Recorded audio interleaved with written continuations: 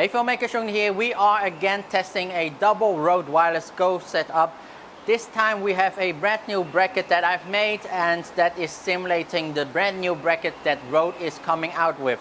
But the main thing is that the previous video, a lot of people were commenting on it because on the setup that I made that was very small and compact, and they were saying that the wireless Go receivers were far too close to each other and also that the orientation is not correct. However, the other thing that I've changed is right now I'm using two smart lamps connecting to the transmitter packs or the wireless Go transmitters, so we have a more realistic setup instead of having two of the transmitters clipped onto my bag. Plus also, of course, it's more realistic when you're having the transmitters like in the back pockets.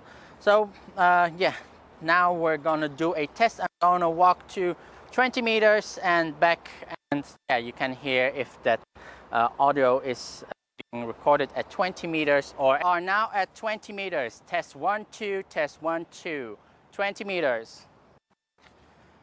At 19 meters, test 1 2 1 2.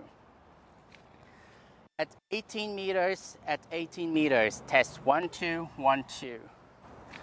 At 17 meters, test 1 2, test 1 2. At 16 meters, test 1 2, test 1 2. At 15 meters, test 1 2 1 2. At 10 meters, test 1 2 1 2. At 9 meters, test 1 2 1 2. 8 meters, test 1 2 1 2. 7 meters, test 1 2 1 2. 6 meters, test 1 2 1 2. And 5 meters, test 1 2 1 2. Okay, so this is at 50 meters. I have the meter packs on my back and I'm gonna walk. So this is 50 meters. This is at 40 meters. Test 1 2 1 2. This is at 40 meters. This is at 30 meters. Test 1 2 1 2 1 2 1 2. This is at 20 meters. Test 1 2 1 2. Test 1 2 1 2. And this is at 10 meters. Test 1 2 1 2 at 10 meters. So what is happening? Why is one location working and the other location have such a difficulty? I have to say, large bodies of water does not play well with 2.4 gigahertz, especially a lot of the 2.4 gigahertz microphones have a lot of issues trying them around large bodies of water, close to the sea, close to the harbor, or close to the beach. They often don't hold their signal that well for a long distance. However, the new orientation with the brackets is a slight improvement over the previous setup where both of the signals actually lose.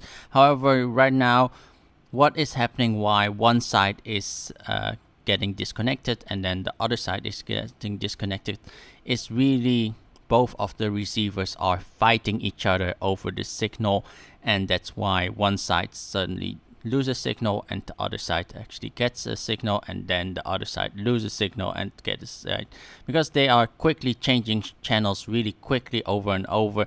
That's why they're fighting over the same channels.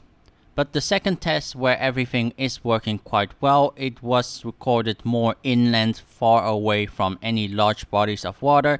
So mainly this setup works really well if you are not recording close to any large bodies of water. But one thing to notice is that you really need to have both of the receivers must be also in the correct orientation.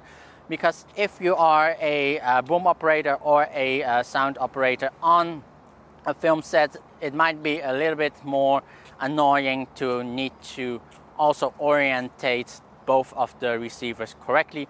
However, if you are using both receivers on top of a camera, that would be, of course, not that much of an issue. But if you just need to hold both of them, it is a little bit of a problem.